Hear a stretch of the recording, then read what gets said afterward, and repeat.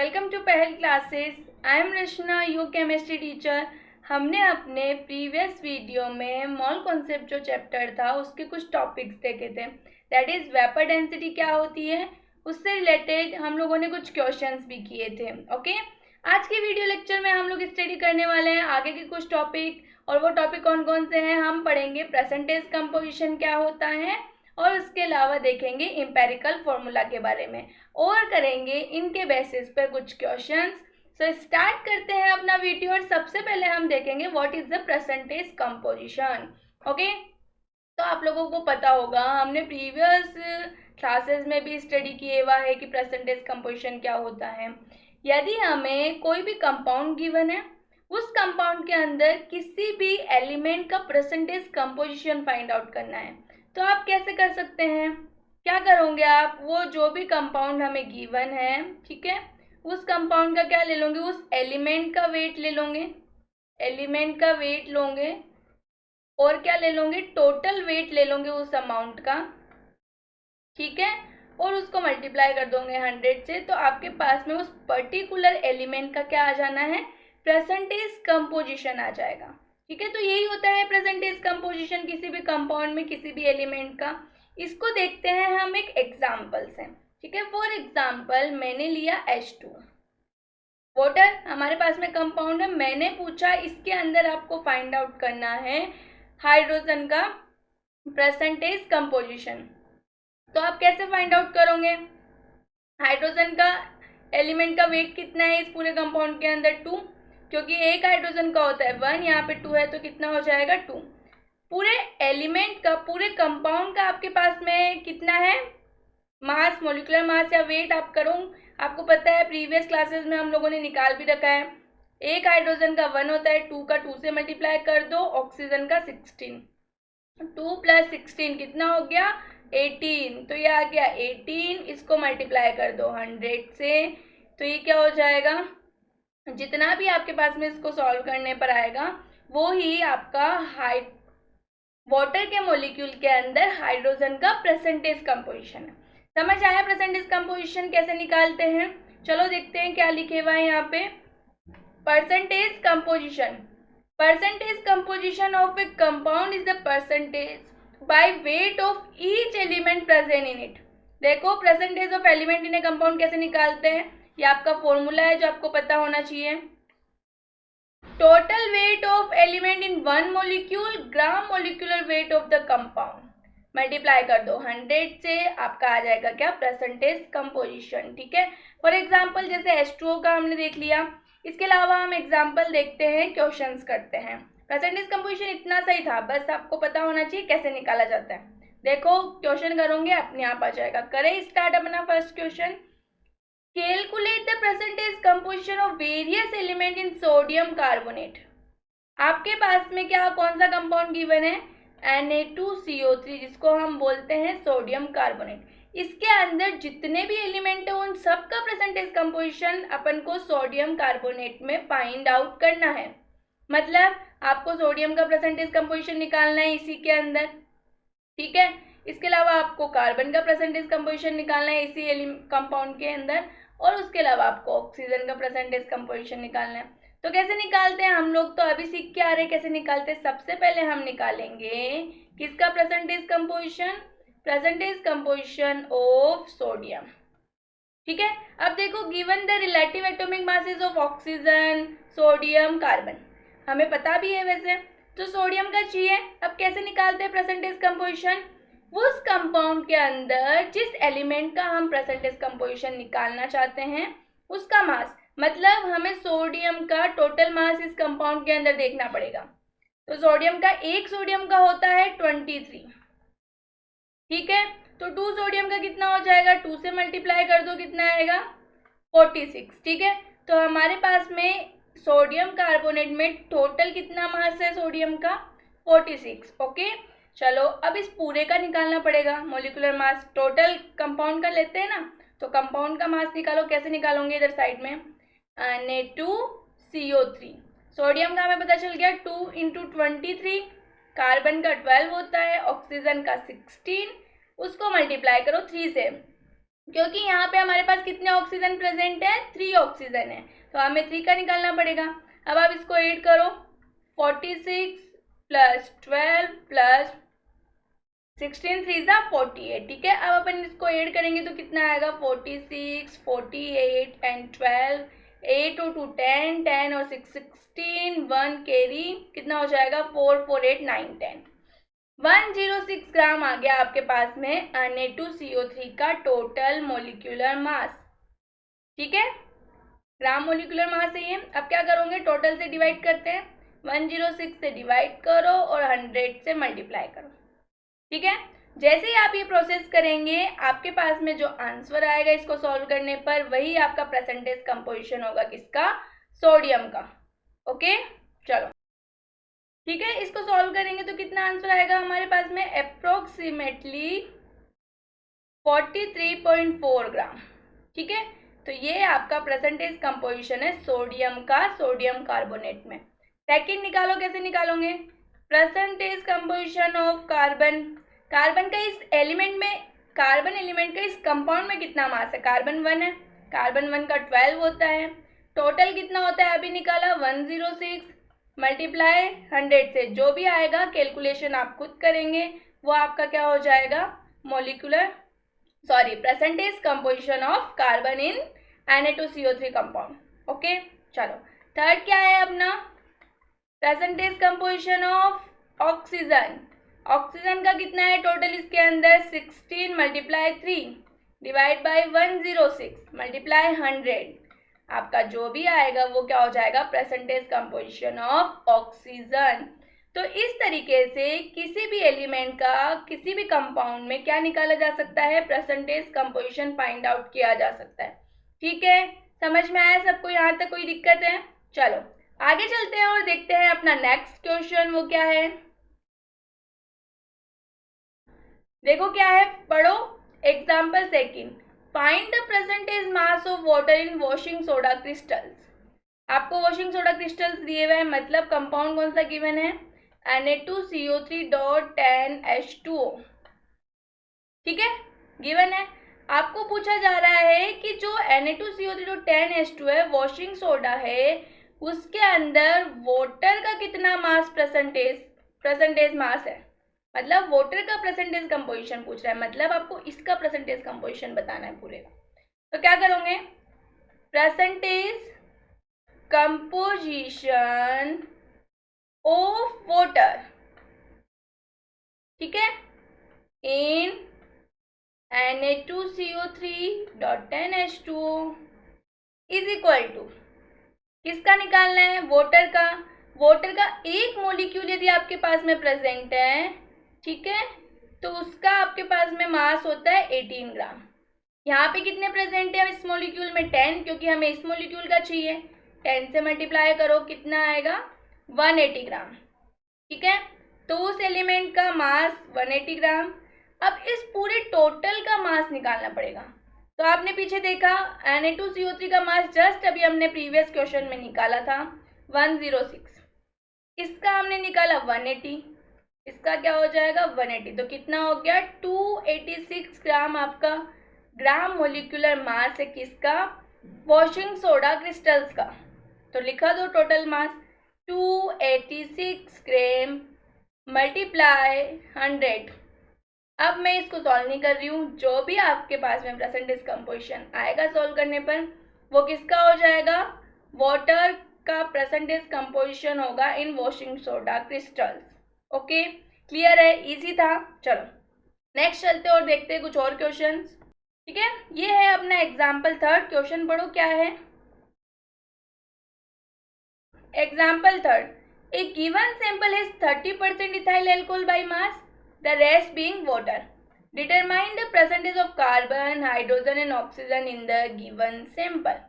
ठीक है, क्वेश्चन क्या बोल रहा है, आपके पास में एक सैंपल है, ठीक है, उसके अंदर 30% तो इथाइल अल्कोहल है, ठीक है, और प्लस 70% रिमेनिंग वाटर बोल रहा है, मतलब 30 गया 100 में से तो क्या हो जाएगा 70% वाटर, 70% वाटर प्रेजेंट है। ओके ये चीजें है आपकी एक सैंपल के अंदर। पूछा है आपको परसेंटेज कंपोजिशन इस सैंपल में कार्बन का, हाइड्रोजन का और ऑक्सीजन का, इस पूरे सैंपल में बताना है। लेकिन इस पूरे सैंपल में 2 डिफरेंट कंपोनेंट्स हैं। अभी जो हम पीछे करके आ रहे हैं क्वेश्चंस, उनमें आपको एक कंपाउंड गिवन था। अब यहाँ पे आपके पास में 2 कंपाउंड्स हैं। उन 2 कंपाउंड्स के अंदर एक ही सैंपल के अंदर आपको अलग अलग कार्बन, हाइड्रोजन और ऑक्सीजन के क्या निकालने पड़ेंगे, परसेंटेज कंपोजिशन निकालोगे, फिर उनको ऐड कर दोगे तो आपके पास में इस सैंपल के अंदर इनका परसेंटेज कंपोजिशन आ जाएगा। क्योंकि ये चीज क्लियर है, समझ आ रहा है, क्योंकि सैंपल 2 कंपोनेंट से मिलकर बना हुआ है। तो इथाइल एल्कोहल का फॉर्मूला क्या होता है, सबसे पहले तो हमें ये आना चाहिए। इथाइल एल्कोहल का फॉर्मूला होता है C2H5OH, वाटर का H2। अब देखो आपको तो सैंपल में पूछ रहा है परसेंटेज कंपोजिशन, तो आप कार्बन, हाइड्रोजन, ऑक्सीजन का सिर्फ इसमें निकाल दोगे तो चलेगा नहीं, क्योंकि सैंपल के अंदर तो हाइड्रोजन और ऑक्सीजन वाटर के अंदर भी प्रेजेंट है। तो दोनों के अंदर परसेंटेज कंपोजिशन निकालो, उनको ऐड करके आप क्या निकाल सकते हो, आंसर दे सकते हो। इजी है क्वेश्चन, थोड़ा सा दिमाग लगाने का है। अब देखो कैसे करेंगे, एज यूजुअल जैसे करते हैं।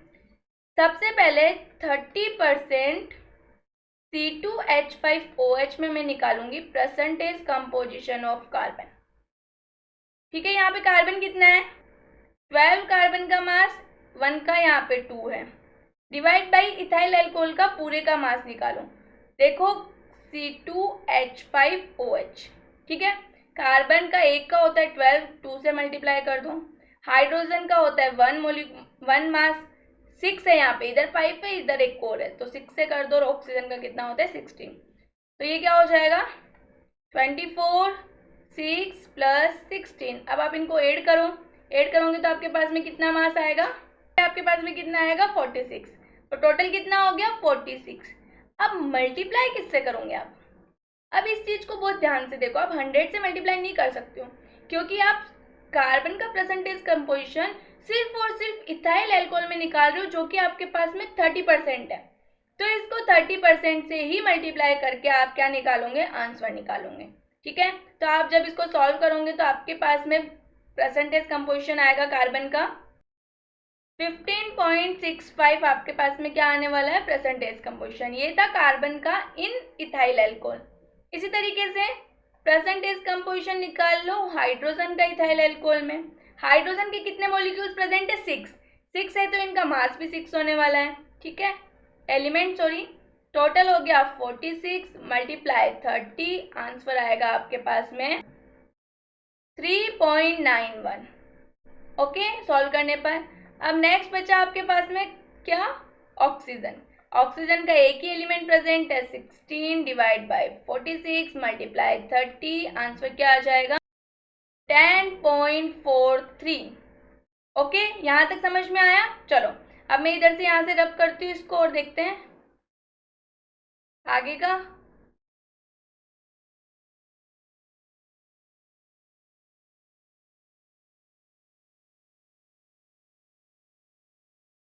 इसको सैंपल को छोटा सा बना के लिख देते हैं 70% वाटर।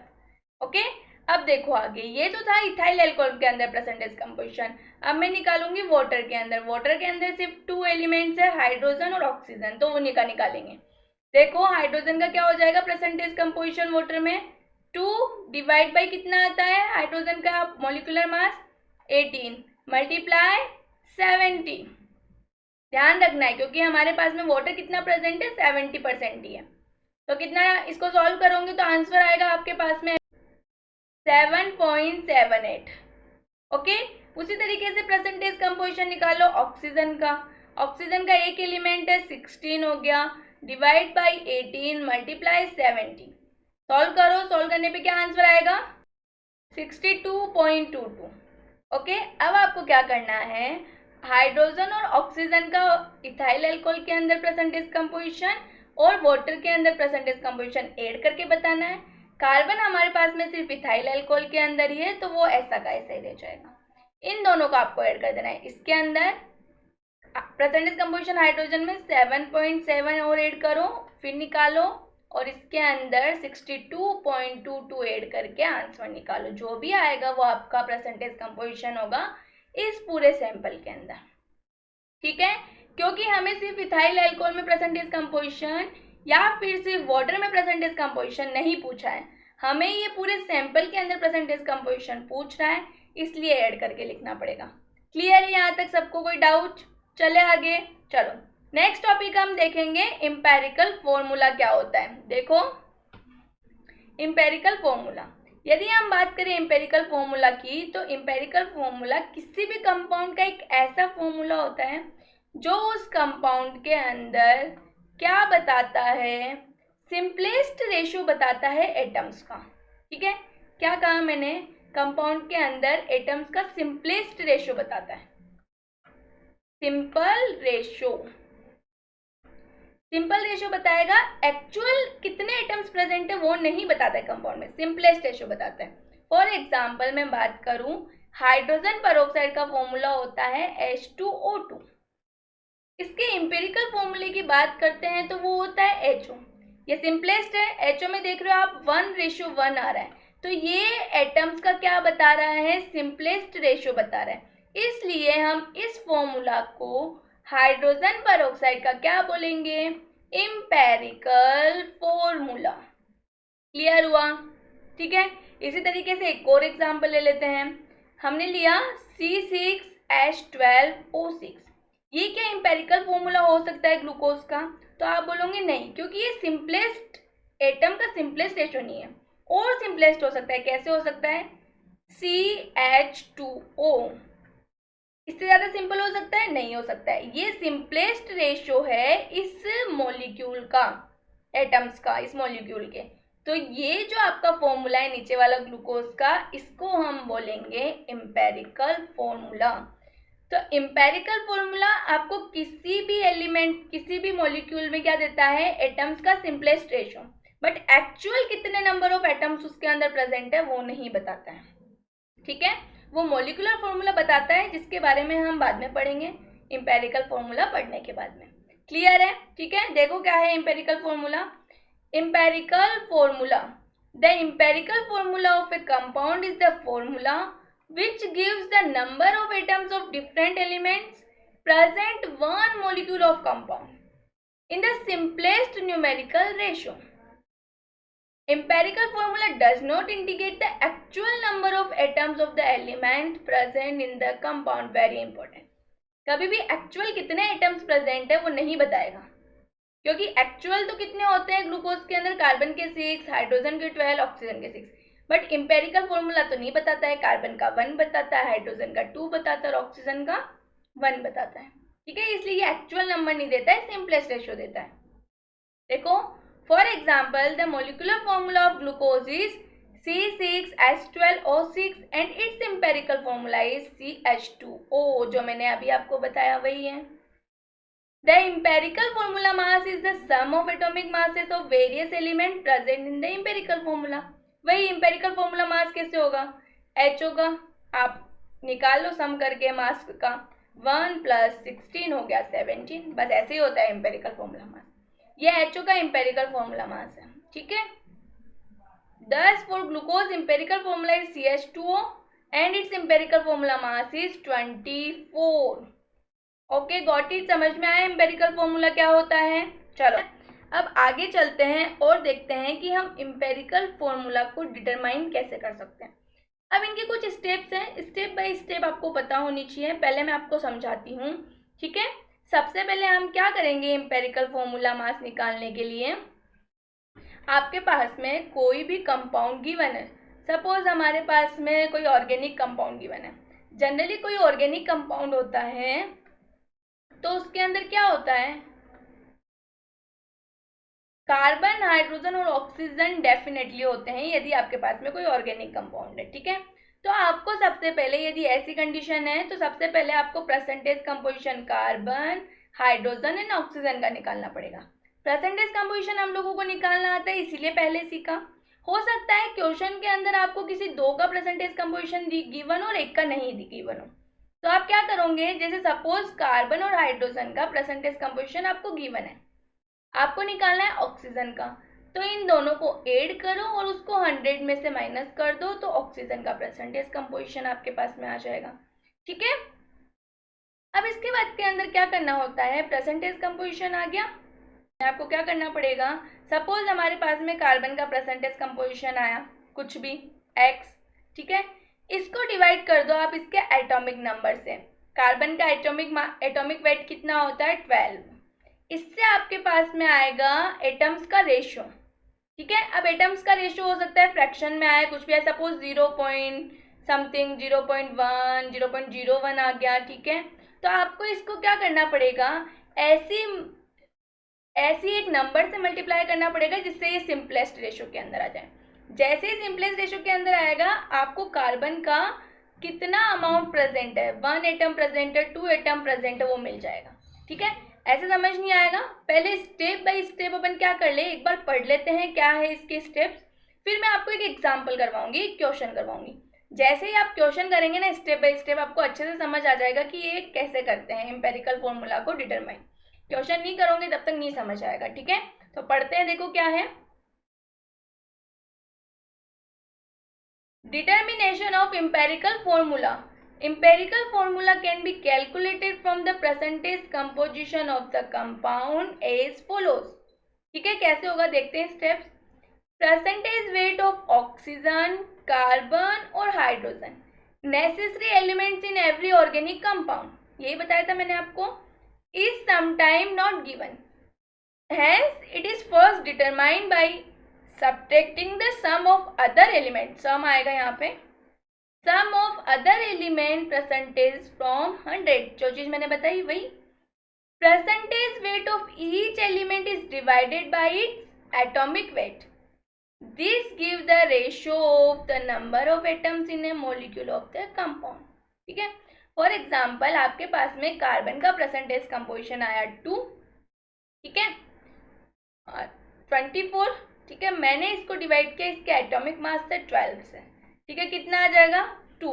तो जो 2 है ये सिंपलेस्ट रेशियो, ये सिंपलेस्ट नंबर ही है, तो हमें किसी मल्टीप्लाई करने की जरूरत नहीं है।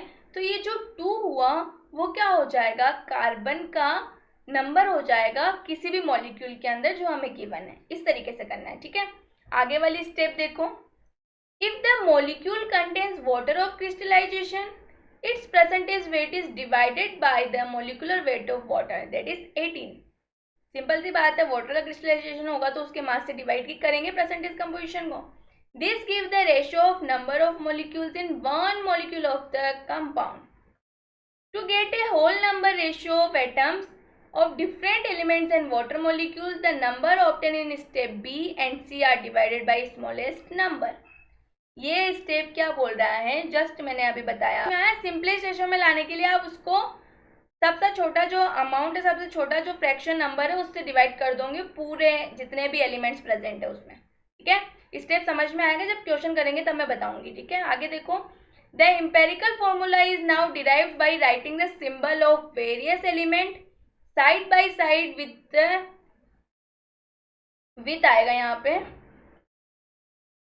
with the number of atoms of each one as the subscript the lower right of its symbol, ठीक है। अब करते हैं क्वेश्चन, देखते हैं तभी समझ आएगा। देखो क्या है, the molecular formula of an organic acid is CH3COOH, what is its empirical formula?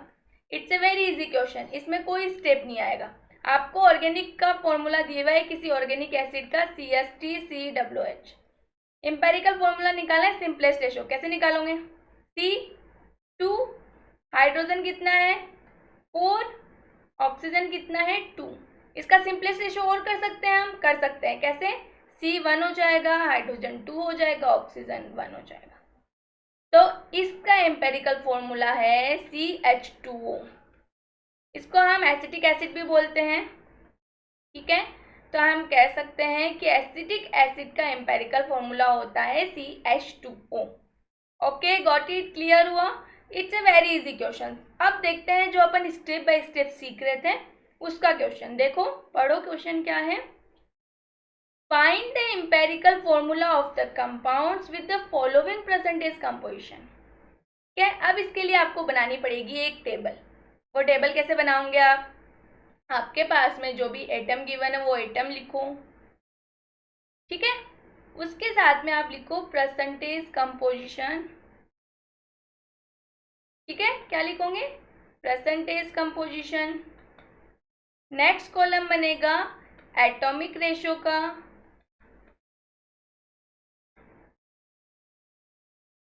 Line टेढ़ी चली गई है मेरी, सही कर लेते हैं हम इसको, एटॉमिक रेशो। ओके, क्या एटॉमिक रेशो कैसे निकालोगे? एटॉमिक मास से डिवाइड करके। तो आपको एटॉमिक मास भी पता होने चाहिए। तो हम क्या करते हैं, इधर एटॉमिक मास का कॉलम बनाते हैं, ठीक है, और इधर बनाते हैं एटॉमिक रेशो का, एटॉमिक मास, और ये हो गया एटॉमिक रेशो। इधर आ जाएगा simple atomic ratio.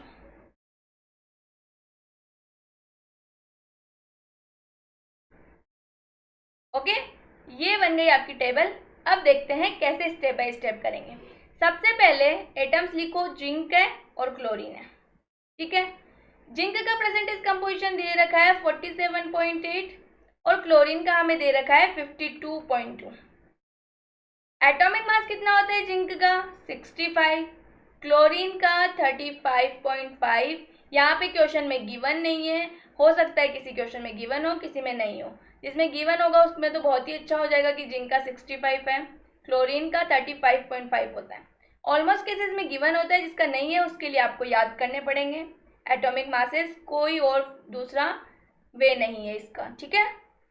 Atomic masses लिख लिए हमने। अब आपको एटॉमिक रेशो निकालना है। मैंने बताया था एटॉमिक रेशो कैसे निकालेंगे। आपका जो भी परसेंटेज कंपोजिशन है, स्टेप में याद रखना, परसेंटेज कंपोजिशन को उसके एटॉमिक मास से डिवाइड करके क्या निकाला जाएगा? Atomic ratio. कहा था मैंने ये चीज, ठीक है, ये चीज कही थी मैंने। देखो पीछे चलते वापस स्टेप में, मैंने कहा था अभी सारे स्टेप समझ में आएंगे। देखो, percentage weight of each element is divided by its atomic weight, this give the ratio of the number of atoms in A molecule. आगे याद, चलो ठीक है। तो ये क्या दिया हमने, नंबर ऑफ एटम्स आ जाएंगे। तो जब आप 65 को 47.8 से डिवाइड करोगे, डिवाइड करके आंसर निकालो, क्या आता है? अप्रोक्सीमेटली इसका आंसर आएगा 0.73, ठीक है। उसी तरीके से क्लोरीन का निकालो। क्लोरीन का परसेंटेज कंपोजिशन कितना है? 42.2 divide by its atomic mass. इसका आंसर आएगा, अपने पास में सॉल्व करेंगे तो 1.46, ठीक है।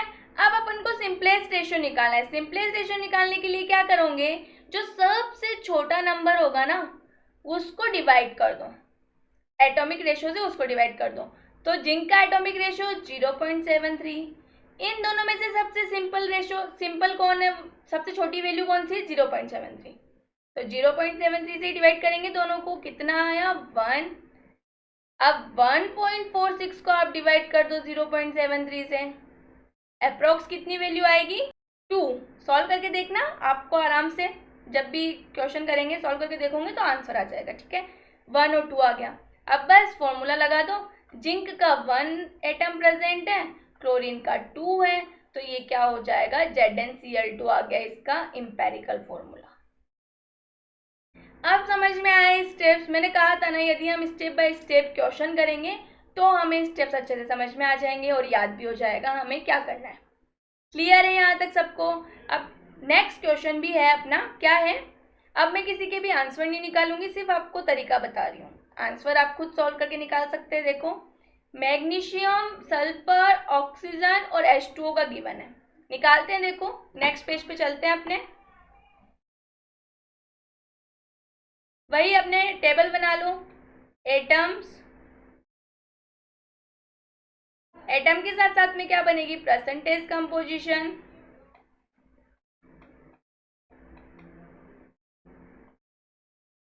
ठीक है। परसेंटेज कंपोजिशन के बाद में क्या बनेगी? एटॉमिक मास, ठीक है। एटॉमिक मास में बाद में क्या बनेगा? एटॉमिक रेशियो, एटॉमिक रेशियो के बाद में अपने पास में क्या आएगा? Simplest atomic ratio,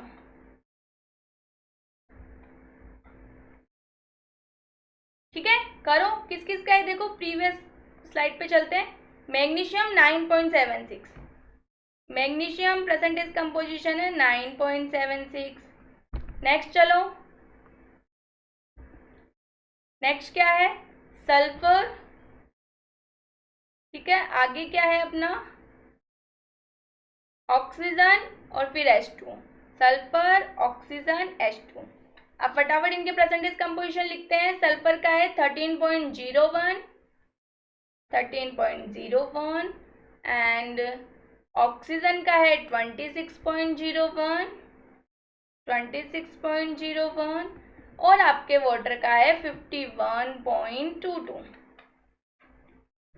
got it, ठीक है। अब अपन सॉल्व करते हैं जैसे करते आए हैं। एटॉमिक मासेस कितना होता है, मैग्नीशियम का एटॉमिक मास होता है 24, ठीक है।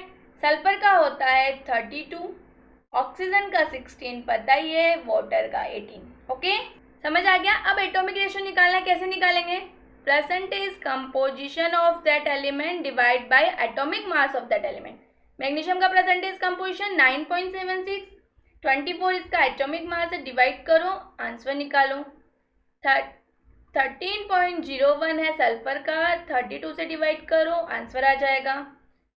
26.01 ऑक्सीजन का, इसको डिवाइड करो 16 से। इसी तरीके से 51.22 को डिवाइड करो 18 से, ठीक है। अब इनको सॉल्व करो, जैसे ही आप इनको सॉल्व करोगे सबका क्या आंसर आने वाला है, ठीक है। तो ये जब आप इसको सॉल्व करोगे तो आपके पास में ये आंसर आने वाले हैं, अप्रोक्स 0.406, 0.406, 1.625, 2.84। सबसे छोटी वैल्यू क्या है इनमें, 0.406। तो सबको किससे डिवाइड करना है, सिंपलेस्ट रेशियो में लाने के लिए 0.406। तो फर्स्ट मैग्नीशियम का निकालेंगे, 0.406 को किससे डिवाइड करेंगे, 0.406, आंसर आया 1। उसी तरीके से 0.406 को वापस किससे डिवाइड करना है, 0.406 से, आंसर आया 1। ओके, अब देखो 1.625 को डिवाइड करेंगे हम 0.406 से, डिवाइड करके यदि आप आंसर निकालते हो तो कितना है, 4 अप्रोक्सीमेटली, ठीक है। उसी तरीके से इसका 2.84 को डिवाइड करो 0.406, अप्रोक्सीमेटली आंसर आने वाला है 7, ठीक है। तो क्या बना है इसका फॉर्मूला, MgSO4.7H2। गॉट इट, समझ में आ गया। आपका जो इम्पेरिकल फॉर्मूला है, जो हमें एलिमेंट्स गिवन थे उनका क्या फॉर्मूला बना, MgSO4.7H2, ठीक है। इसमें कैलकुलेशन नो डाउट थोड़ी टफ है, आपको थोड़ा ज़्यादा मेहनत करनी पड़ेगी कैलकुलेशन करने में, बड़ी कैलकुलेशन हो सकती है बट ईजी है, आप कर लोगे इसीलिए, ठीक है। तो ये था हमारा एम्पेरिकल फॉर्मूला निकालने का क्या मेथड, कैसे डिटरमाइन करते हैं। तो क्या सबको क्लियर हुआ यहाँ तक। आज के वीडियो लेक्चर में हम लोगों ने देखा परसेंटेज कंपोजिशन क्या होता है, उसके ऊपर कुछ क्वेश्चंस किए, फिर हम लोगों ने एम्पेरिकल फॉर्मूला देखा और एम्पेरिकल फॉर्मूला पे क्वेश्चंस किए। आई होप यहाँ तक सभी स्टूडेंट को सब कुछ क्लियर है। फिर भी यदि किसी स्टूडेंट को कोई डाउट है तो प्लीज़ कमेंट बॉक्स में कमेंट करके पूछें। नेक्स्ट वीडियो में मिलेंगे हम अपने नेक्स्ट टॉपिक के साथ में, तब तक अपना ख्याल रखिए। Thank you.